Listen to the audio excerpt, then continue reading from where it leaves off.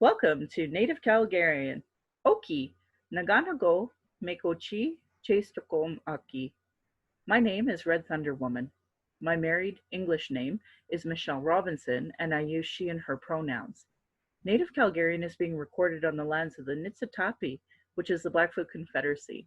The Blackfoot south of the imposed U.S.-Canadian border are the Blackfeet, and north of the border are the Siksika, Gunai, Bagani of the Confederacy. These lands are Treaty 7, signed September 22nd, 1877, with signatures that include the Blackfoot Confederacy, the Stoney Nakoda, Wesley Chiniki Bearspaw Nations, and the Dene from the Tsuut'ina Nation. I acknowledge all First Nation, Métis, Inuit, status and non-status across Turtle Island as the keepers of these lands. All non-Indigenous are treaty partners with the government signing on your behalf. I honor the Blackfoot. I was born here in Calgary, or in Blackfoot, Mohkinstsis, as Michelle Elliott, another English name which has afforded me privilege in an English colonial world. My mother is Northern Slavey Dene, or Satu Dene, but my Indian Act imposed status card by the Canadian government says Yellow Knives Dene. My father is so Canadian. I am a daughter of the Mayflower and a daughter of the American Revolution, while having an Indian Act imposed status card. I acknowledge my Dene lineage and that I was born in Calgary, but my family is not part of the Treaty 7 signatories. My Dene lineage roots me in the land of the Hare people, also called the Great Bear Lake people in Treaty 11. I am a native to Turtle Island, and my Dene nation is a visitor to this area of Plincho Tine Indahe in Satu Dene, meaning many horse town, named after the Calgary Stampede. Land acknowledgements are critical for creating a safer space for Indigenous, as well as honoring the host as a guest and acknowledging your role as a treaty partner. My humblest apologies to the Blackfoot elders and language keepers as I try to learn proper pronunciation. Any mistakes or misinterpretations will be on me. I encourage questions so that misunderstandings can be cleared up as soon as possible. I do not speak on behalf of all Indigenous, but I share what I know as I walk down my red road. If you're experiencing emotional distress after anything we talk about today and want to talk, call the First Nation and Inuit Hope for Wellness helpline at 1-855-242-3310. It is toll-free, open 24 hours a day, 7 days a week, and non-Indigenous, there are distress lines in your center as well. My Patreon account is Native Calgarian, where you can pledge and support. Thank you to my previous donors for already showing your support to the show. If you value listening and can afford to give, thank you. To those that cannot afford to give but listen in, I'd love to hear from you at nativeyyc@gmail.com. Send in your comments or your questions. I also have a YouTube channel that I'd love to have you subscribe for podcasts. We're available on Spotify, iTunes, Google Play, and Stitcher. And I want to give a shout out to my super loyal donors, Adam, Alexandria, Beatrice, Ben, Beth, Brian, Kat, Celine, Christina, Crystal, Diana, Jana, Jenny, Jocelyn, Judy, Karen, Kathy, Kenna, Leah, Lisi, Marisa, Melissa, Morami, Natalie, Nathan, Rebecca, The Sprawl, Shara, Sharon, Tammy, Tiffany, Vanessa, and Veronica. Thank you all for your continued support. I can't tell you how much it means to me from the bottom of my heart. So today I have been lucky enough to have a friend of mine that I had met through one of the interfaith conversations that we have here in Calgary. And I'd love to welcome you to the show, Erik. Oh, I'm glad to be here. This is awesome. So I'm excited for today. Now, Erik, you had me on your podcast and we talked about different things. And, I would love for you to introduce yourself and tell us a little bit about your podcast. Oh, sure. So my name is Erik Freiburger, and I am the host of the Inception of Wonder podcast, where we explore the spirituality of wonder through the values of imagination, incarnation, and inspiration. So yeah, I grew up here in the Calgary area. My family's mostly from out east in the Hamilton area. So we get lots of good political tensions and lots of great talks around the dinner tables. But we're thankful for Zoom now for that reason. Yep. Yeah, but yeah, for sure. And I do blogging and podcasting here for many years. I've been blogging since 2007, and podcasting for the last 2 years. So uh, I keep getting bugged to put the book out. So we'll see when it comes. Hopefully one day.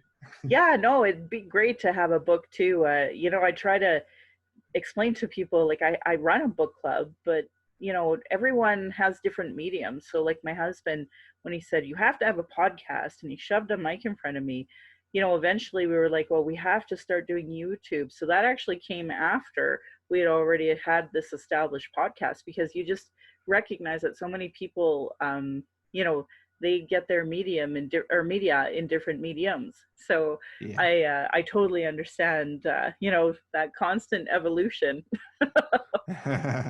Yes. Yeah. Change is inevitable. That's what I tell people. So No kidding.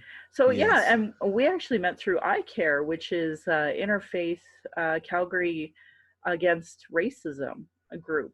And I'm really grateful that we met there, that's for sure, because you bring an added perspective about able-bodied issues as well. So Mhm. that is something I really value and really treasure. And I know that ableism is something that I suffer from. When Mm. I say suffer, I mean inflict pain on others. So, yeah. Yeah, no, I've been in a wheelchair since 1994. April 23rd, 1994 was the date of a motor vehicle accident that I was in. Oh, And so it's radically transformed the world that I live in. I was very athletic before, so that's not to say I'm not athletic now. I'm just athletically different. So, I bet. but So yes, so 1994 was when I graduated high school. So what a difference that had happened in that same time frame. How old were you about that time? oh, I was 15 years old when I was in the motor vehicle accident. Mm. So I was actually driving, and my mother was a passenger. So I had my learner's license. I was driving legally, and it was a young man who was driving his brother's vehicle and speeding along the highway on 17th Ave between Calgary and Chestermere, and he had lost control of his vehicle as he was speeding. They say about between 130 and 160 kilometers an hour. And he collided with my vehicle, which pushed me into the path of an oncoming pickup truck, which struck my driver's side. And it left, um, it left, a, well, it changed a lot of lives. So, I bet it did. I'm sorry. mm, I honor that you told us and shared that with us as well. And as you say that, literally, my daughter is having a sleepover in Chestermere, and I'm in Abbeydale, the community. We use that highway all the time. Every time I mm, drive it, I think, God, they need to do a better job here. And one of the Calgary Police Services displays that they use is a truck, and it's a big truck, a big, like, four-door truck that you would see anywhere in Alberta, and it's just completely smashed in. And they said it happened right along that route there as well. And so I'm just already talking about it now. I want to change a road there because it's yeah. too many lives have either been affected negatively or ruined forever. And I from the bottom of my heart appreciate you sharing that. For a long time, I wish they would change that into a 4-lane highway, particularly with the increased traffic of Chestermere's growth and Calgary's. Yeah. Um, Well, and my daughter but would used to go to that Prince of Peace there, so we travel that road. We used to travel that road quite a bit. yeah, yeah, and it's that stretch of road has become such a holy ground or sacred land for me in some ways. When I pass by it, it's not just the place where my life was radically changed, it was also the place where my mother passed away, because she passed away in the accident.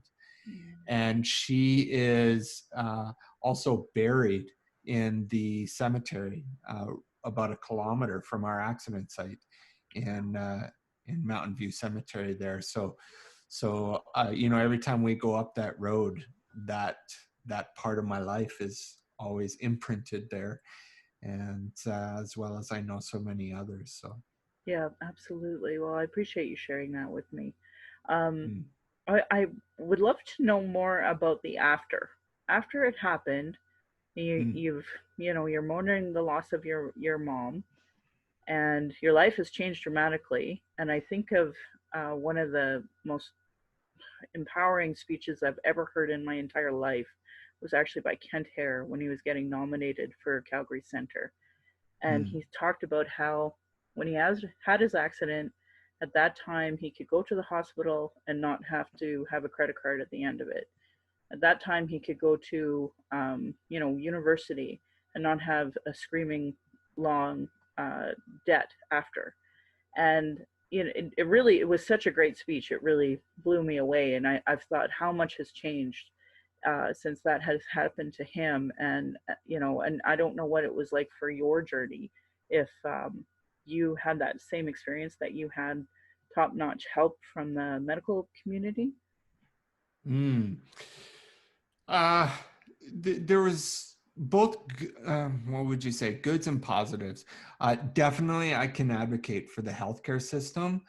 It was actually Stars Air ambulance that flew me from the accident site to the general hospital, Mm. and I was I was a big 15-year-old. I mean, I was 6'2", 215 pounds. It was, you know, and so I remember them saying afterwards they struggled whether to take me to the children's hospital or the general hospital at the time. So they decided the general hospital, and ironically, even with the speed that a helicopter can travel at, it was probably a life-saving decision to take me to that hospital, being that close. Um, I had multiple injuries. It was not just a spinal cord injury that I had. I had broken ribs, lung issues. Pretty much every limb of my body was affected, and I actually broke my spine in 2 different locations. Oh. So I'm left as a incomplete quadriplegic, considered an incomplete quadriplegic. A lot of people think that with my abilities, I'm a paraplegic, but I'm actually a quadriplegic. And then I spent about 3 months in ICU with continued complications of lung issues. I can't speak enough to the ways that the respiratory team at the general hospital at that time, uh, the way they cared for me, the times they literally saved my life. I can tell a few stories. One's probably a little more serious and one's probably a little more humorous. But the one time I went through 3 tracheotomy surgeries at the time. There was one time when they took the first tracheotomy out, and what happened was it had healed and there was scar tissue that had formed. And I woke up in the morning and I couldn't breathe because the scar tissue was literally blocking my airway. Mm. And this respiratory technician came in, and she spent the next, I think it was close to 4 hours, continually at my side, continually helping me to breathe until they could get me back into an operating room Wow. to do the tracheotomy. So I mean, so thankful for the care they gave during that time, and the attentiveness. Now, in a more humorous side, um, you know, whether you want to call it good or not, they experimented on me to help with my healing process. And I remember one time, one of the issues I had was my lungs would keep collapsing. So they brought me into the ICU, and the doctor wanted to try and use helium to try and help me breathe, using helium gas in my lungs. And so he's trying to navigate the amount of helium and the way in which he puts it in my lungs to help me to breathe. And as a 15-year-old, I'm realizing I sound like Donald Duck. This is awesome. And so I can't shut up, right? So I'm constantly speaking to whoever's in the room, the doctor, the nurse. And I'm, this is great. I sound like Donald Duck. And, and, and I remember the doctor turning to me and say, look, with all kindness, would you please shut up? We're trying to save your life. That's fabulous. Oh, that's fabulous. Yeah. So, and the nurses there were fantastic too. Lots of great memories of being paged with other patients. The general hospital was closing down at that time, and so a lot of the floors were abandoned. So we would go up to the 8th floor of the H wing, the H building, which was abandoned, and there was a really great outdoor deck out there. And so you could go wheel out on the deck and smoke cigarettes and get a beautiful view of the Calgary Stampede fireworks. Oh, I bet. So we would go up there and do this. And of course, at around 12:15, 12:30, we'd be up there chatting it up, and we'd hear over the PA, would Erik Freiburger please return to the unit? It is time for bed. That's awesome. And that's why they wanted to put you in the children's hospital first. Exactly. I'm just kidding. Yeah. I was eternally corrupted from. My brother, he got in a jet ski accident, and he was, I want to say about 15. And, he had brain fluid coming from his brain. It was really bad. And they did send him to the children's hospital. And it ended up being really good for him to go there because he was like playing pool and all this stuff. Like they had that for the older teen, and so it was a lot of fun for him too. But we didn't get air ambulance. I would argue we would have needed it then, but this would have been, I don't know, 1990-ish. And we didn't even have like 911 system yet in Sylvan Lake, so you had to like call 887-3333 just to get an ambulance. And then and actually my dad, he came from the house, went down to the lake, and had to tell the ambulance how to get to Red Deer Hospital at the time, because they didn't even have that. So wow. Like I always wonder, if it was any other kid other than a native looking kid, if he would have got a helicopter ride. But my father-in-law got a helicopter ride, and he was a huge advocate for our healthcare system because of it as well. So yeah. I think ironically, I probably was given the flight for Stars because they happened to be in the area. I remember my mother and I were moving to Strathmore. And we were having lunch there, and Stars Air Ambulance flew over top. Now, I, at the time, wanted to be a pilot. I was in Air Cadets and had flown Cessnas and had dreams of flying a British Aerospace Sea Harrier. That was my dream plane. And the one flight I had never really taken was in a helicopter, and I had dreamed of that. And I remember my mother commenting that lunch to our friends that Erik's always wanted to fly in a helicopter. And it was ironic that Stars Air Ambulance happened to be there. And it was hours later I took that first flight. So. Wow. Every time we see airs in the sky, we pray. Every time. And so as soon as you said that, I was like, wow, that's one of those moments that you don't forget afterwards. And that I guess that would have been one of the last times you had dinner with your mom too. So that's a super special moment. Yeah, for sure. Yeah. Wow. Well, thank you so much for sharing all of that with us.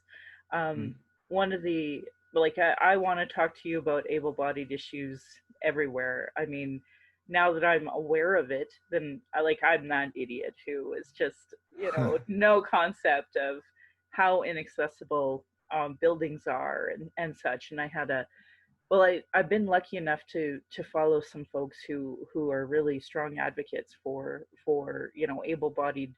um I don't know what's the temporary able-bodyism, Yeah. where they'll talk of it and call it out and say, look, this new library doesn't even have proper wheelchair accessible capabilities here for all of us. So Mhm. what's it like being you? What's a day in a life like for you? Yeah, building off of our little beginning there of the story, Sure. when I left the hospital, I tell a lot of people, when when you talk about rehabilitation for spinal cord injuries, uh, Mm-hmm. it never really truly starts until after you leave the hospital. Mm. And when I left the hospital, I moved in with my stepdad at the time, and it was into a small apartment that was across the street from Chinook Mall. It was not accessible at all. I had to squeeze through doorways. It was to this day, I cannot stand galley kitchens, because it was a galley kitchen. You cannot move around. It was just not a good situation. And the availability of accessible housing, even to this day, is extremely limited. Mm. A lot of people are ending up just sitting in hospital rooms, literally, waiting to try and find a place that's accessible for them to get into. I took part in a group discussion not too long ago about inclusive design. Mm. That if we would just design homes and buildings around those who are on the marginalized edges of society, that everyone would benefit. My wife, I should mention, my wife is also in a wheelchair, Mm. and her accident was actually before mine. She was in a motor vehicle accident as well in 92, and we met in a group home afterwards. But we built our home in 99, and we put an elevator into the house. Mm. And at the time, we were told that by putting a $20,000 elevator into our house would be a deterrent to resale value, a deterrent to resale value. Now today, we're finding out that more and more builders are being asked to put elevators into houses all Yep. the time, Yep. because people are wanting to use it. You can Google the term, but age at home. They want the home to be accessible for when they no longer have the physical abilities they have today. Yep. And so, I think about that back then, that, we still, even today, we're still struggling to get those accessible homes on the on availability list. And we need to do better in our designs that way. Yep. Not Absolutely. in the residential sense. Now, in the social sense too, I would advocate for that, because uh, apart from COVID and the situations we're in with COVID, um, it's nice to have people come and visit us in our home. We had a house church for 10 years, and before that we had constant social gatherings in our home. But it's always nice to be invited to someone else's house. And there were times, I remember in the mid 90s, when my wife and I would go and visit people, and the only way we could see them was in the summer, because we'd be able to get in the backyard, or if they were willing to literally take the hinges off their front doors, take the doors off, and carry us into the house.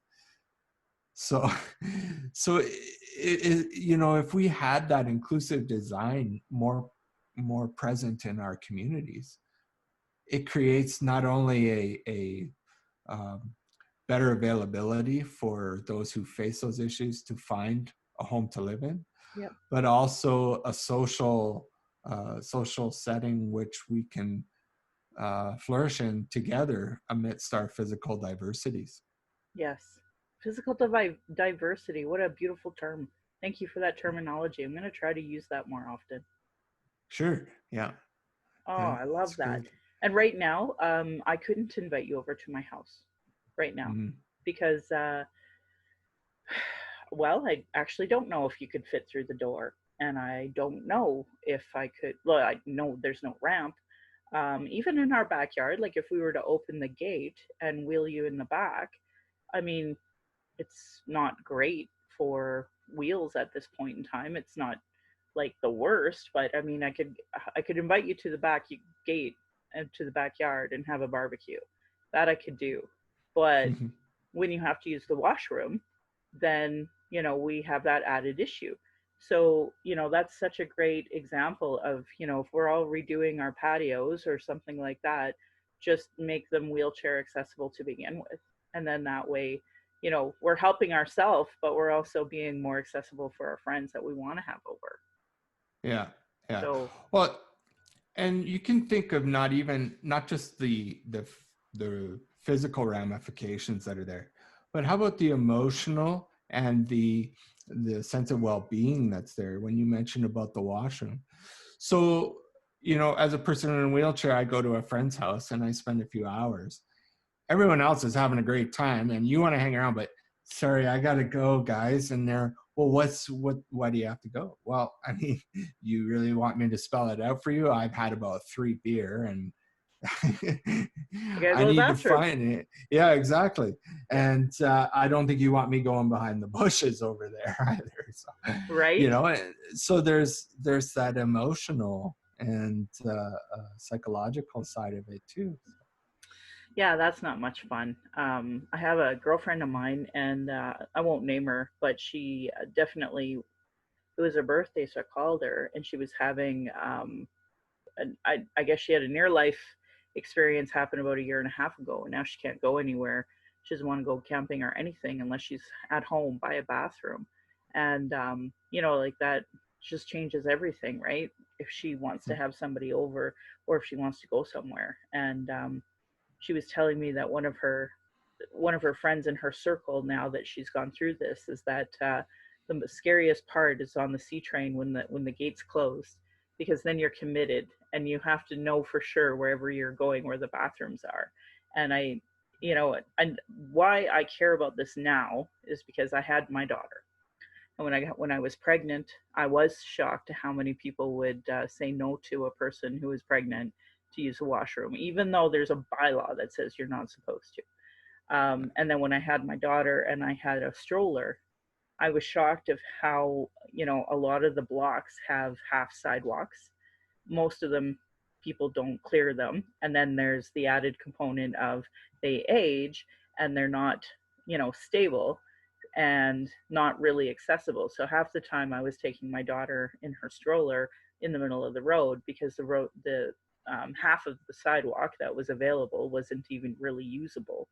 And I've always, since that moment happened, I just can't imagine what it's like just trying to survive in this city, considering how much snowfall we get in a regular day, in the winter, and then how, people don't seem to care about clearing it.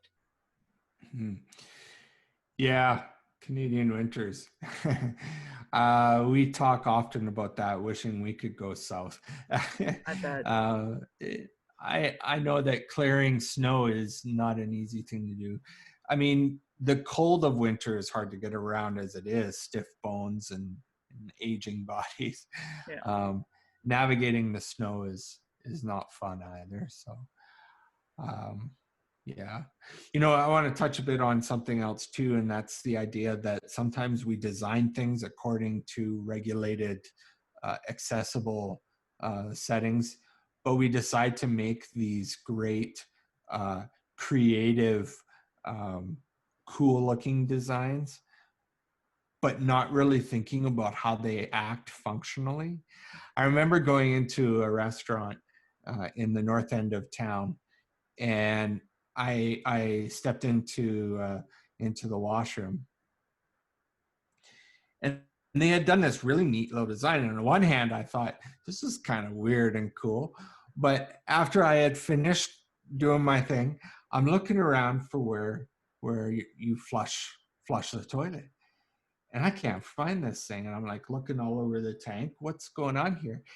And then I noticed on the floor that they have this neat little button on the floor so that you don't have to use your hands. You can just step on it, and it flushes. And on one hand, I'm kind of like, wow, that's kind of cool and different. And the other hand, I'm thinking, so now you want me to bend over and push that with my hand because I can't step on it. Yeah. So, yeah. Yeah, no, So that's really clever that we do that. It's such a good idea in theory. exactly. And most people will go into those situations and think, oh, this is very cool, and think that, you know, they're going to recommend it to everybody. You got to go see this washroom. But on the other hand, they don't think about that one friend who's in a wheelchair, Yep. who's now stuck in a predicament. Yep. Yeah. Another wonderful revelation I had on my ableism was the other day there was a protest. It was a Black Lives Matter protest, and the folks had brought in somebody to do American Sign Language. And I was shocked at how I just naturally didn't include them in the shot when it was so easy to include them in the shot to begin with, and it was a video, so people who were watching literally could watch the person if they wanted to. And I just couldn't believe all of these times how many protests I've had where I've never included American Sign Language. You know, just such simple blind spots that I have, but and that's probably the worst ableist language to use. My Mm. blind spot. Come on, you can see, you know, the ableist language, even when talking about ableism. What a nerd. So I apologize for that, but that's a bigger picture that, you know, we need to do better. We just need to do better in so many ways. And I can't believe how blind I've been to that privilege, I should say. Can't believe Yeah. that able-bodied privilege that I've had. And what about your road down spirituality? Was that something that happened shortly after your accident, or shortly after the collision, or was it something that's kind of happened at a certain stage in your life? Hmm. So I grew up in the church. My mother was a musician, played guitar, and played in a lot of most all of her music was worship music, and she would play in worship bands in the Anglican Church. I was baptized as a Catholic when I was infant. Most of my family out east are Catholics, Mm. and a funny story. My uncle is. Um, I want to say a reverend in the Catholic Church. And when I graduated with my theology degree, I remember him writing a letter to me stating that he was so thankful I was continuing in the tradition of our family, as 5 generations had gone into the priesthood, and he was glad my generation was continuing that. And I was thinking, I'm not stepping into the Catholic priesthood, Uncle, because I am very happily married. So, but yeah, so I grew up in the church, but there wasn't. It was a great social community to be in, Mm. and I wouldn't say that I had that spiritual awakening per se. It was, I went to church because my parents told me to go to church. And I was as foul-mouthed and uh, conniving in my mind during the week as possible as any other uh, young child or teenager was. Yeah. So, so, so yeah. So when my accident happened, I I I had left the church pretty soon after that. I had gone a few times with my stepdad, but there was real no gravity towards it. It wasn't until later that I got involved with martial art communities. And as I mentioned before, I was very athletic before my accident. And I was trying to stay in touch with that passion of mine, being involved with sports and activities. And as I got heavily involved with the martial art community, I was being impressed upon by their philosophies, a lot of it Buddhist, and the meditative practices of Buddhism. Mm. And uh, my my girlfriend at the time invited me to her church, the Four Square Full Gospel Church. And so I would go to the Four Square Full Gospel Church, and I would hear the sermons, and I would be confronted with this question of what is the spirituality that I grew up with? Who is this God that I grew up with, and where is he today? And why? How does it relate to where I am in the sense of the meditation practices and so on? So I would spend hours. Now this is funny. If you have Christian listeners, they're gonna think I'm a heretic here, but but I would spend hours sitting out in the deck, in a dark deck, in the group home I was in, smoking cigarettes and talking with God, and just telling him about everything.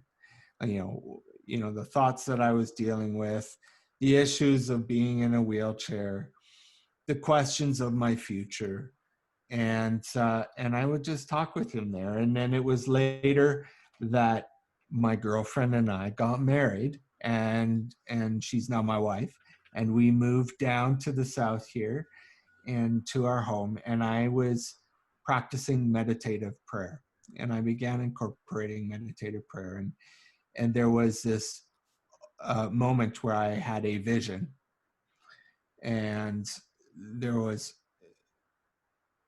you're okay if I share this vision with you, I hope. I'd be honored to hear it, actually. Thank you. Okay, sure. So the meditative practices teach you that you are to empty yourself completely.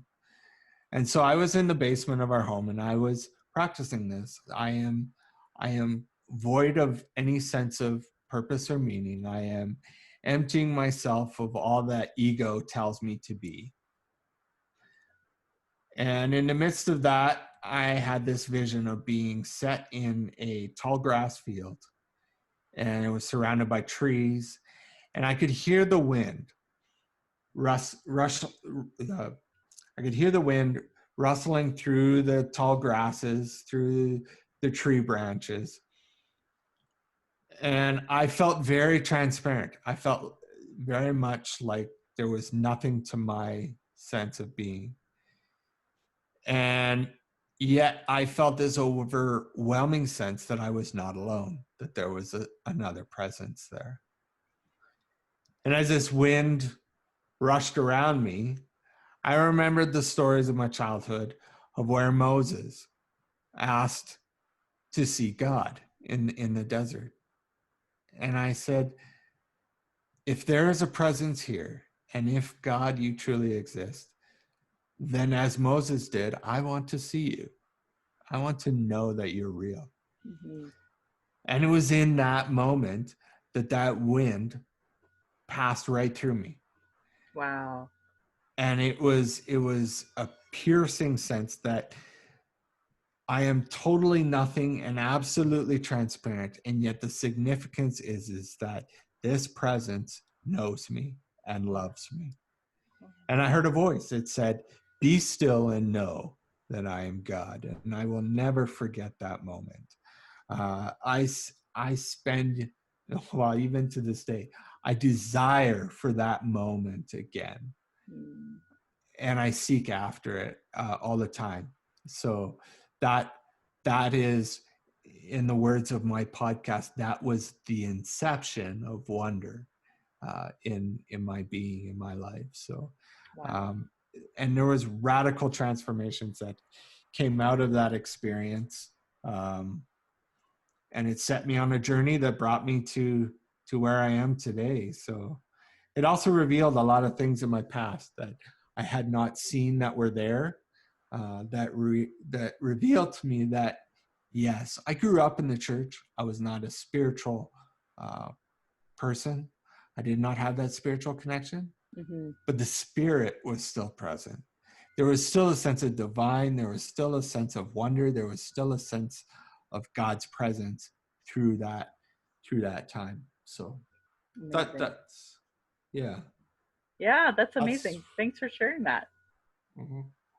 Yeah, I know for some people, like sometimes it takes a tragedy in order to have that connection, but at the same time, sometimes a tragedy ends up distancing people from the church as well, right? Because it takes a while to go through that whole process of understanding death and understanding, why things happen the way they happen and moving forward. So, Well, we're talking about ableism here, and I think what a lot of people don't realize is that a lot of the spiritual births that take place in our lives in past, a lot of the spiritual greats in our history come to that spiritual awareness through tragedy, through remarkable physical and spiritual transformation. In the Christian circles, we talk about Paul, and we talk about his experience on the road to Damascus. Now, sadly, in tradition, we often refer to Paul as this great and wonderful, amazing guy whose life was transformed, and he became nothing but a great apostle. But what we don't acknowledge is when he was struck on the road to Damascus with the presence of Jesus in his life, he was blinded. Scales formed on his eyes, it says, and he was blinded for weeks afterwards. It wasn't until later that those scales fell off and he had new sight upon the world. He lived for weeks blind. And later in life, it's considered that he had a thorn in the side. He speaks often in his letters. He had a thorn in his side. And there's a lot of speculation to what that was, but one of them was that he, as he grew older, grew blind again. And so he ah, went, yeah, yeah. So he was blind in his later life, yep. and that was his thorn. So No, yeah, I'm all here for it. I love hearing what folks interpret as in their walk, in their spiritual walk. So I appreciate you trying to encapsulate that for us. Thank you. yeah. Yeah. All right. Well, what are some upcoming projects that you have? So obviously, do you have a podcast? Do you release it once a month, or how does that look? Yeah. So the Inception of Wonder is always a passion of mine. I started, blogging in 2007, as I said, and I write about all sorts of matter. But really, I just want to see the spiritual awareness in our daily life, that our walk of being in the presence of God and in the midst of what it means to be in a divine reality is part of daily activity. I actually just read a great article on the the history of toilet paper and Roman Empire, and I won't go into a lot of the details, but the reality was I was thinking about the fact that this is the time period of Jesus. And if Jesus had this problem, we need to recognize that even those moments in Roman bathrooms were divine moments with the presence of Jesus. And we need to walk through that mess. St. Francis, I think, said that scrubbing toilets was the closest he ever felt with God. And so, we need to take every moment as an opportunity for that. So the Inception of Wonder explores through imagination, where we're learning, uh, uh, where we're, oh shucks, now it's slipping my mind, where we listen, where we learn, and where we live. Mm, And so I think it's important that first and foremost, we need to be listening to the community and to the sense of place, the sense of who we are, and the sense of the people that are placed around us. And we need to be learning from those experiences, and we need to be living into those realities. And then, there's the incarnational aspect, that the word became flesh, and so we need to realize that living is becoming part of who we are. And so Mm, how are we incarnating that sense of wonder into the community around us? How are we incarnating the reconciliation, the acts of uh, uh, uh, oh shucks, yeah, how are we seeking to be made in the human image that we are meant to be in? mhm, But also in the inspiration, how are we inspiring others to grow in their sense of wonder and in their sense of God's presence in their life? So I love that. I talk about Indigenous issues, and I always talk about the historical trauma and the current day trauma from policies. But my bigger goal always is seeing people thrive. I want to see people be authentically themselves and then live a authentic life that they thrive in, that they get to be themselves. And like today, if I walk around in a ribbon skirt, I may not be treated as well as if I didn't, right? So we want to have a world of equality and kindness and love. But bigger than that, I want, for our two spirit folks to feel comfortable being who they are out in public, and for all people to be thriving in this world, um, you know getting that equal pay, but also enjoying their life. And I really get that sense from you, where it's that inspiration of not just walking down your road of spirituality, but enjoying that road along the way, and enjoying life, and as you said, inspire others as we go walk this path, because life really is short. And that bigger picture, that we need to enjoy the little time that we have on this earth. And 80 years goes by quick.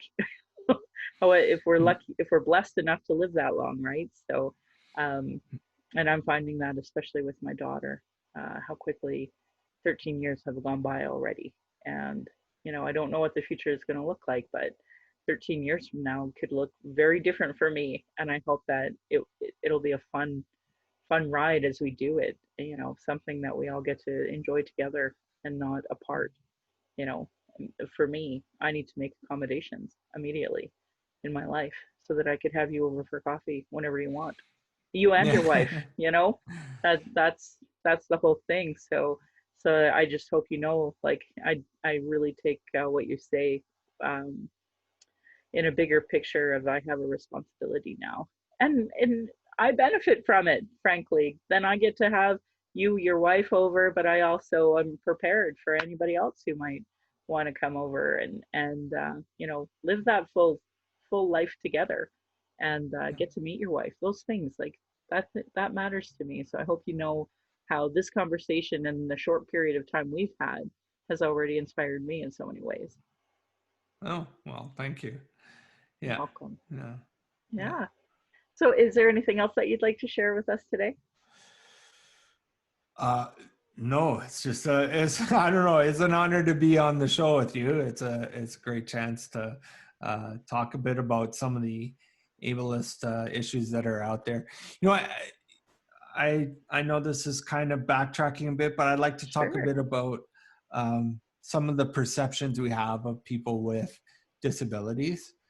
Um, I know recently there's been a thing in the news about a young man named Lucas in who entered the Shaughnessy Walmart and had a uh, an aid dog with him, Mm, and he was confronted by a security guard there and was told that he was not allowed to bring this dog in. Now, Lucas struggles with a head injury following a car accident several years ago, and as such has troubles walking. So he was in an electric wheelchair, and is nonverbal. So he communicates through his phone. and has an aid dog with him.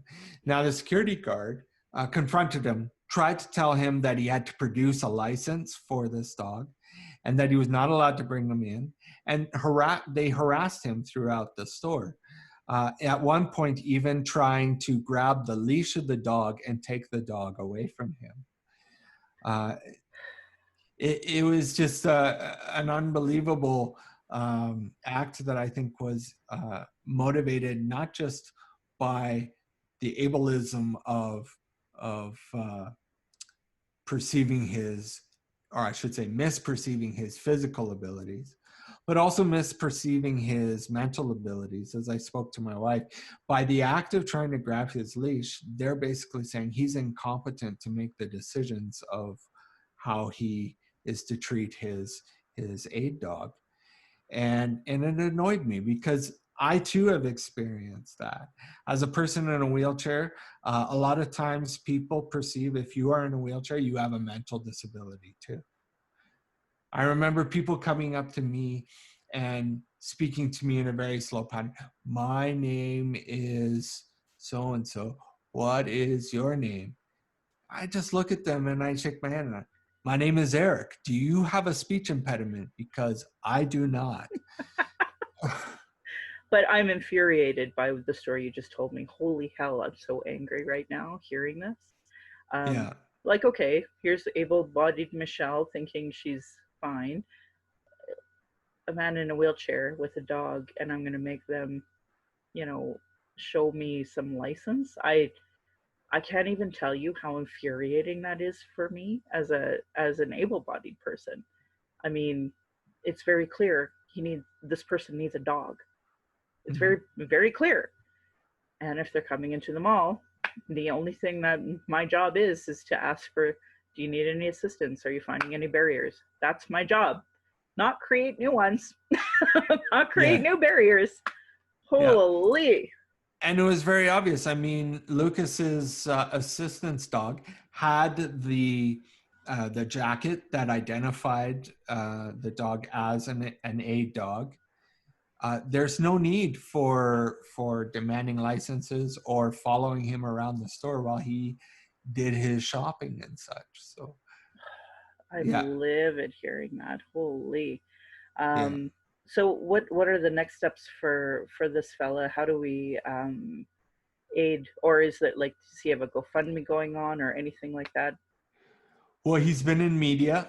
He's had the media telling his story, and there's an investigation being done apparently internally. Oh, good. I would love to see greater education brought there.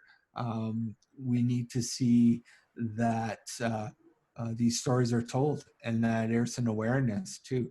I mean, even in the hiring function, we need to change the way we hire and employ people with disabilities. I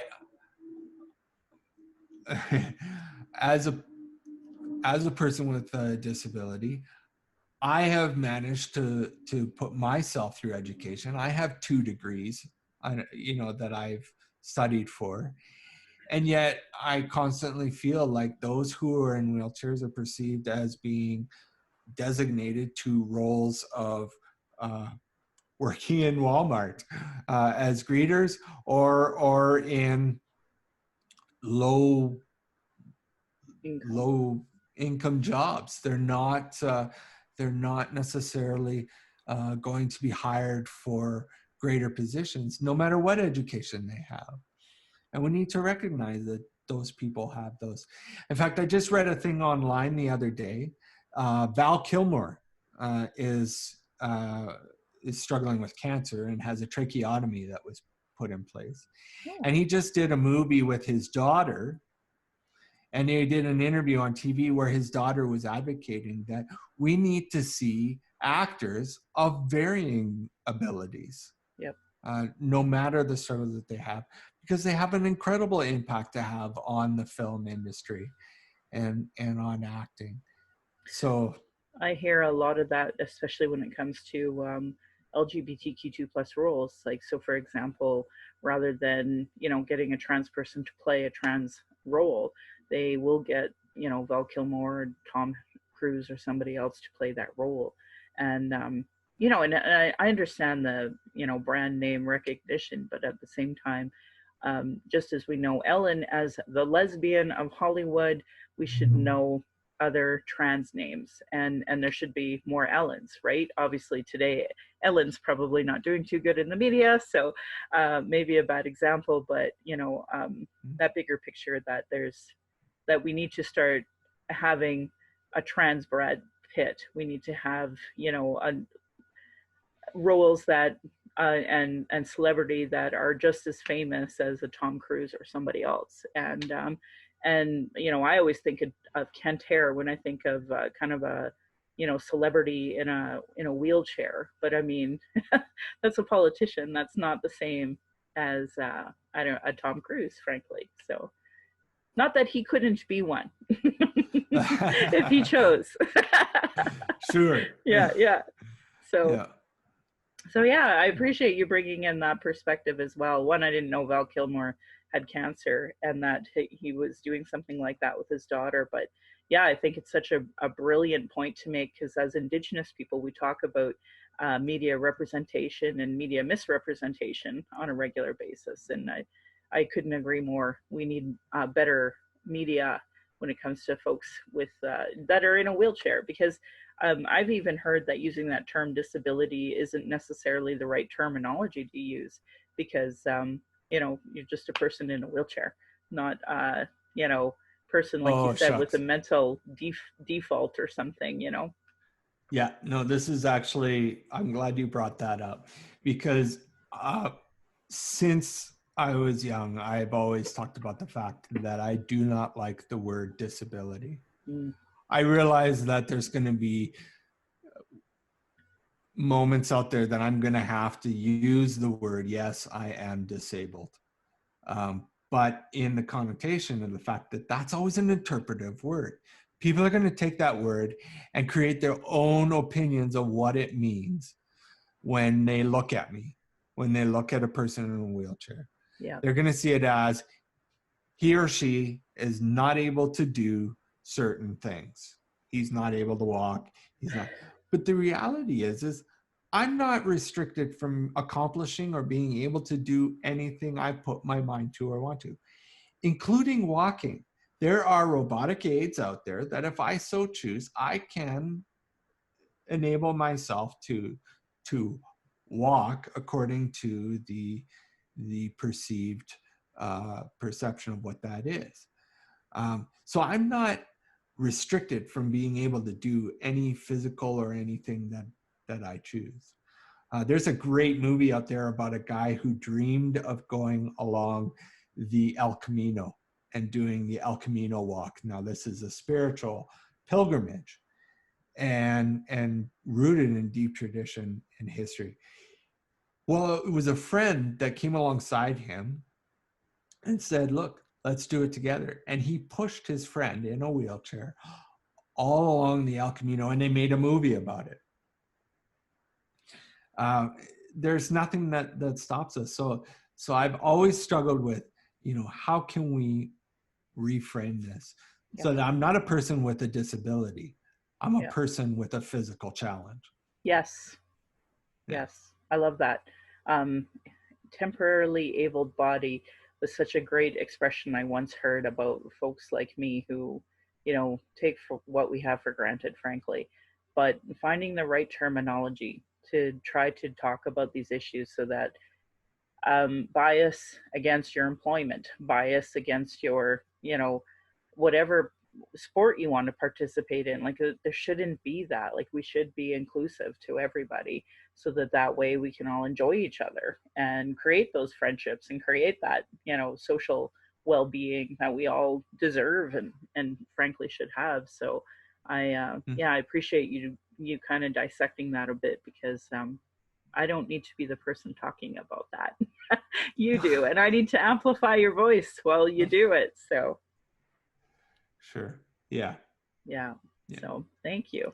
All right, so I have this the last part that I do here, I kind of talk about I'm a big person when it comes to solutions, right? So in my podcast, I'm constantly talking about racism and constantly talking about the issue that we have where folks know, okay, here are the problems, what are the solutions?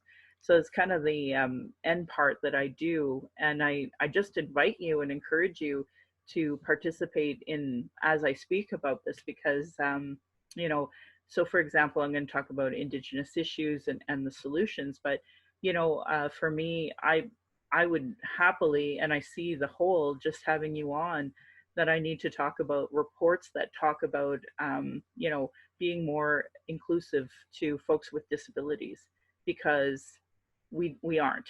Bottom line is that we're not. And I mean, when I talk about the Truth and Reconciliation Commission and one of the calls to action about Jordan's principle, yeah, that's encompassing that, but there must be more reports that are more inclusive to folks with disabilities that I'm probably not going to list. So I just encourage you to add a few as you hear, an opportunity that sounds like, yeah, we could probably talk about this report here or this report there, because when I ran for municipal, a big issue for me was that conversation of disability and how we're not really inclusive to all. So I'd love to hear you as I do my closing.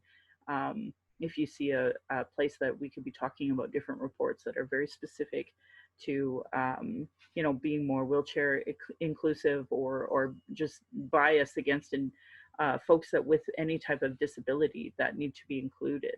So I invite you to chime in as I speak if you see a role to talk about it from your point of view with your lens. Sure. Awesome. And thanks again for being on my show. Yeah. No, this is good. Awesome. Well, Indigenous have been talking about our issues and sharing our traumas in reports, commissions, and public hearings, just so it can be regularly disregarded. No more. Honor our words. Honor the treaties. Listen to politicians and their policies and platforms.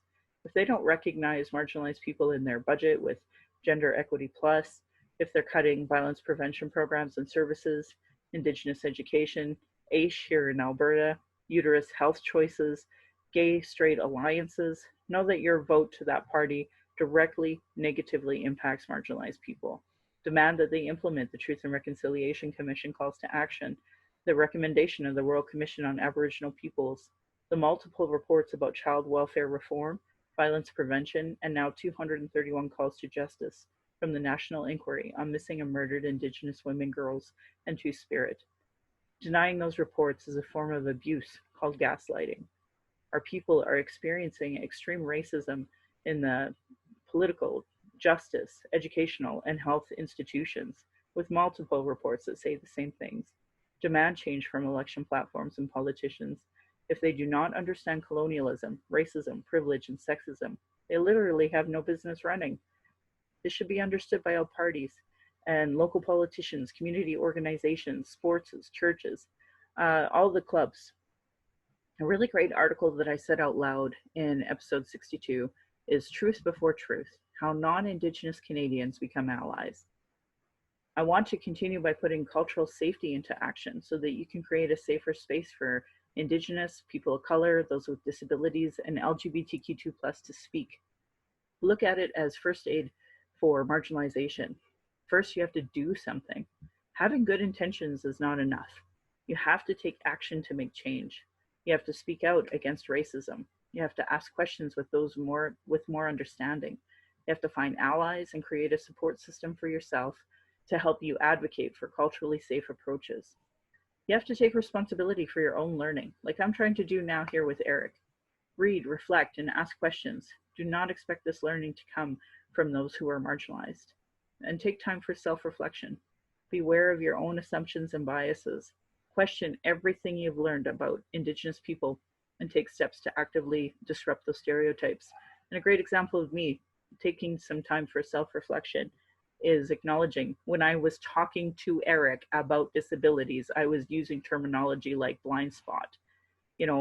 That's a biased assumption that I need to do some self-reflection on and find better terminology so that I don't sound like such an ableist jerk. 4, commit to lifelong learning.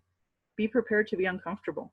Understanding power, oppression, The legacy of racism, colonialism is an ongoing and difficult task.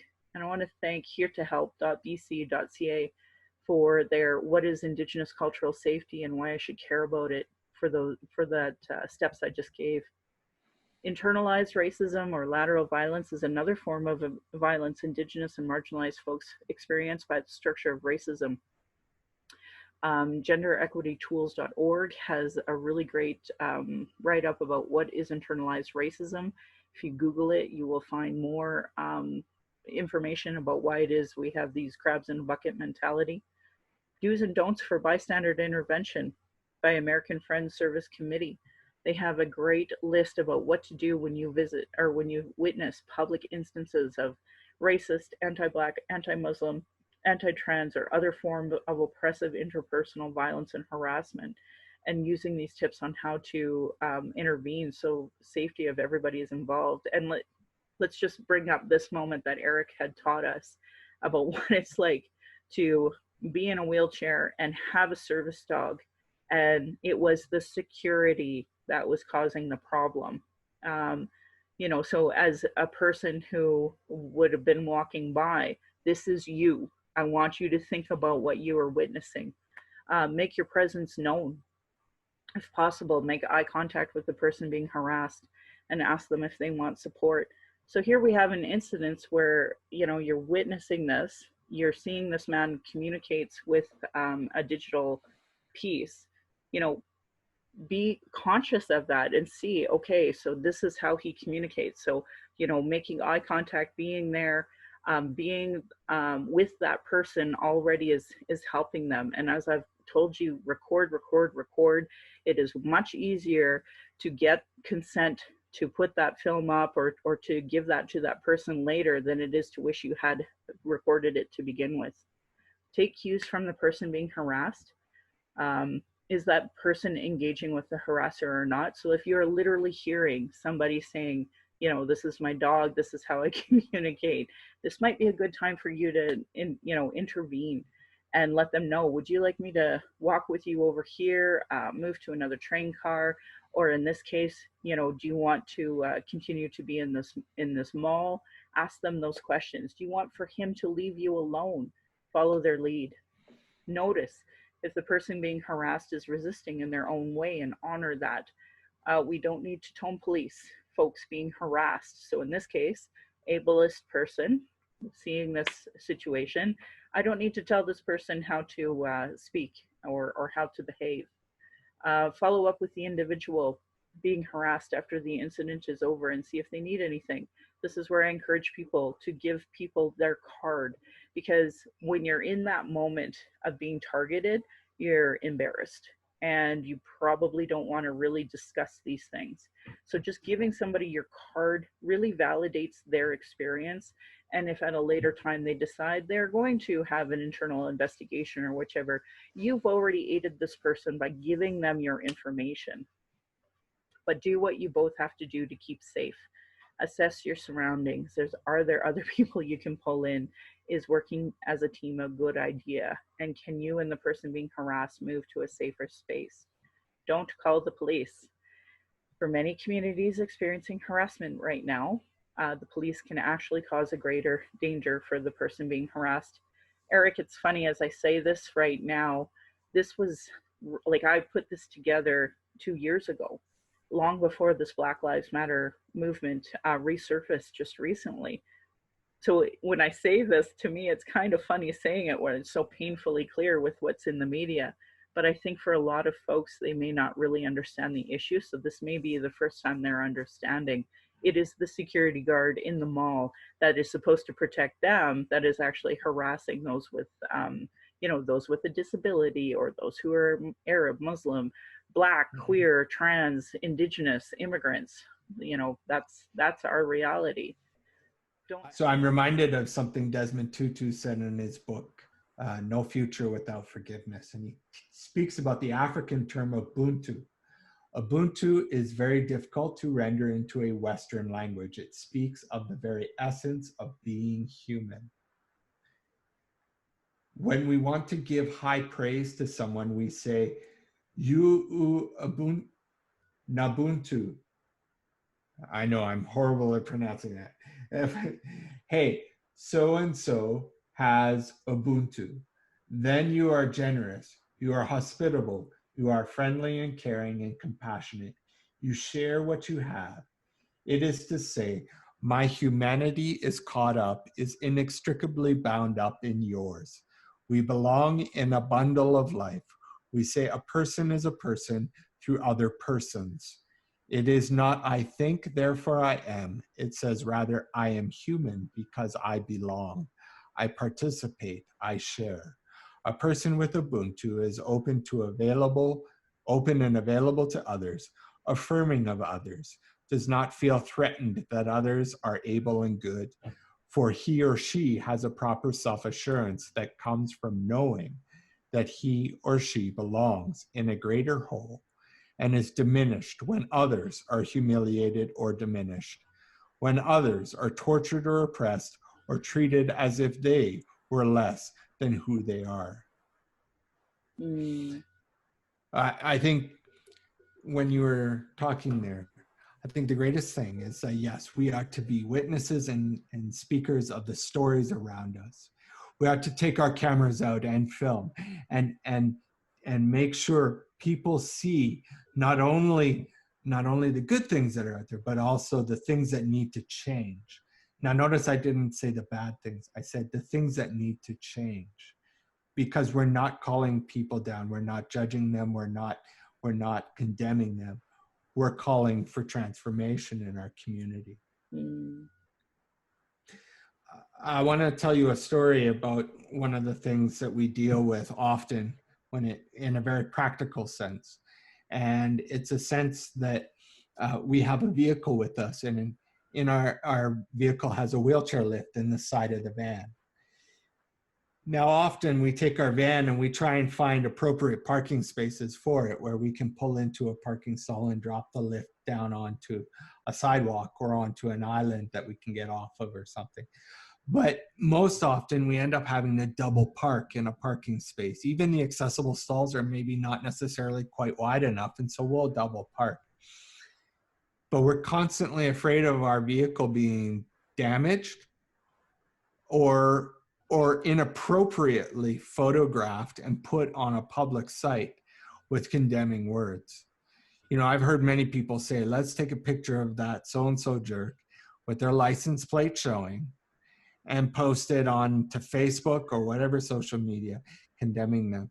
That becomes a threat upon my and my wife's life, because people can identify our van and damage that van or judge us because we're those evil double parkers, not paying attention to the fact that we have a lift there. We have had everything from lipstick written notes on our windshields and on our windows telling us to learn how to park, to key marks on the side of our van, to letters being left under our windshield wipers that people like us should have our tires slashed.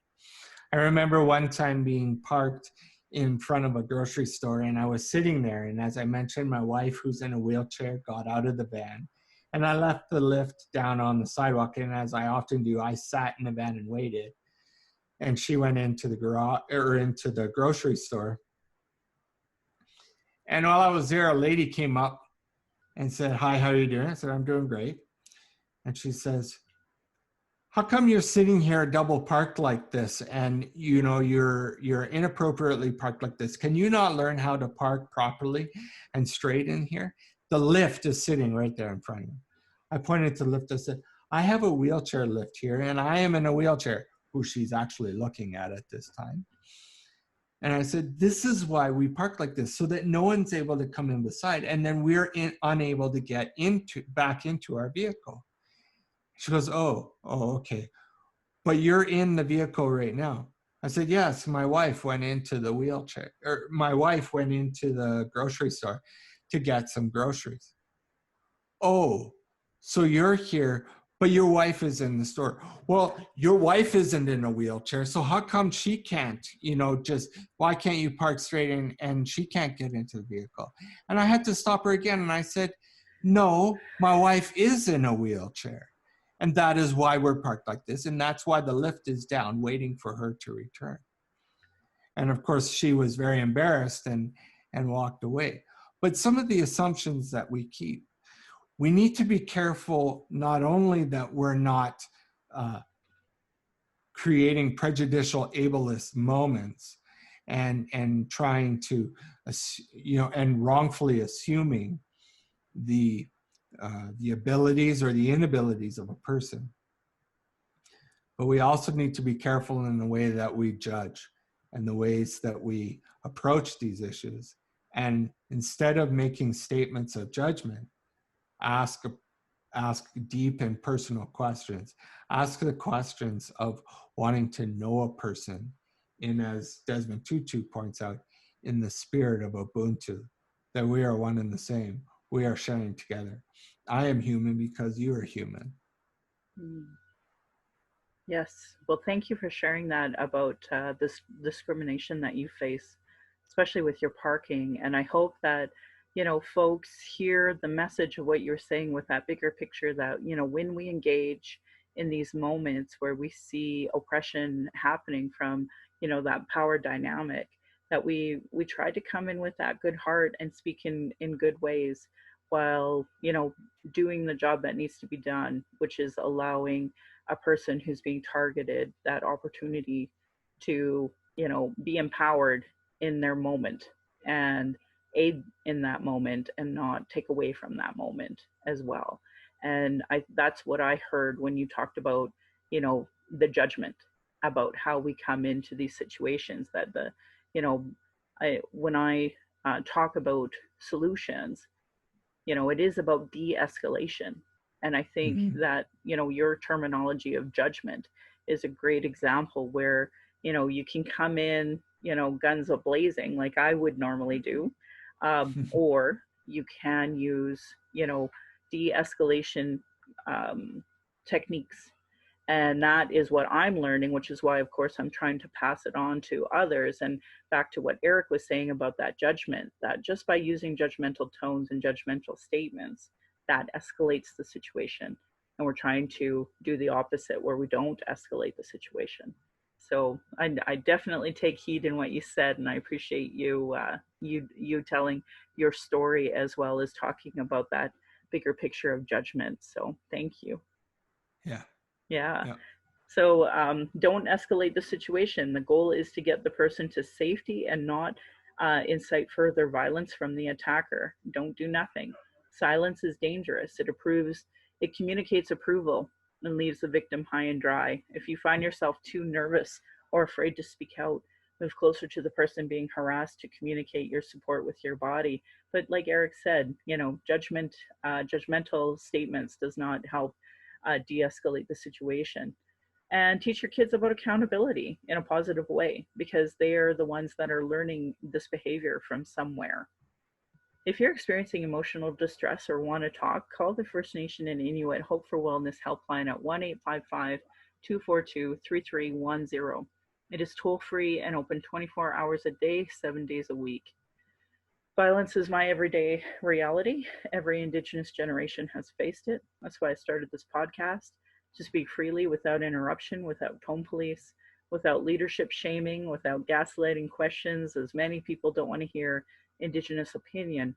I sure want to tell us theirs, by people who know nothing about Indigenous, know nothing about colonialism, know nothing about the constant surveillance of Indigenous people, our protests, our vigils, our rights, the constant lack of healthcare that we get because of the bias and racism within the system, typical microaggressions, typical, folks dealing with internalized racism, folks who are gatekeepers who survive off the status quo, or people who are so in their trauma that they stop people from doing the work and deplete personal resources. Internal and external racism is an everyday reality for Indigenous people. That's why I started this podcast, as a boundary to be heard. Thank you to my ancestors, my granny, my mom, of what strength looks like through your example. I want to thank my dad for teaching me to be blunt and strong. My stepmom for showing me what a proud culture is through her Austrian family roots and stepping up to teach me to be a proud Calgarian. It is through her I am a second generation proud Calgarian. And thank you to my husband Darcy for producing and editing this show. on top of being my husband, my childhood friend, and the father of our child down this road, this journey of the red road that he's witnessed decades of racism and sexism, and to our child who we are blessed to learn from daily. I'm honored you chose us. You give us daily accountability to be a better, stronger person. My hope, I hope my daughter and my family will be proud in the future, trying to discuss these present day issues in a way that they can understand down the road. Again, my Patreon account is Native Calgarian, where you can pledge and support. I want to say thank you to Adam, Alexandria, Beatrice, Ben, Beth, Brian, Kat, Celine, Christina, Crystal, Diana, Jana, Jenny, Jocelyn, Judy, Karen, Kathy, Kenna, Leah, Lisi, Marisa, Melissa, Morami, Natalie, Nathan, Rebecca, The Sprawl, Shara, Sharon, Tammy, Tiffany, Vanessa, and Veronica. Thank you all for signing up. If you did one donation or had to quit for many, or had to quit for financial reasons, please know I appreciated your support. If you value listening and can afford to give, thank you. To those who cannot afford to give but listen in, I'd love to hear from you at nativeyyc@gmail.com, where you can send in your comments or questions. We are also on YouTube, where you can subscribe, and for podcasts, we're on Spotify, iTunes, Google Play, and Stitcher. And I want to end with a side eye to the Calgary Rabbits. You're lucky I'm not Tradish. And my beautiful cousin would respond, or you'd be in my dish. Thanks for listening. Thanks for being on my show, Erik. I appreciate it. Oh, it was an honor. Thank you very much for allowing me to be on your show. Oh, yes. You bring a great perspective that we need to hear more often. So thank you. Thank you. Thank you.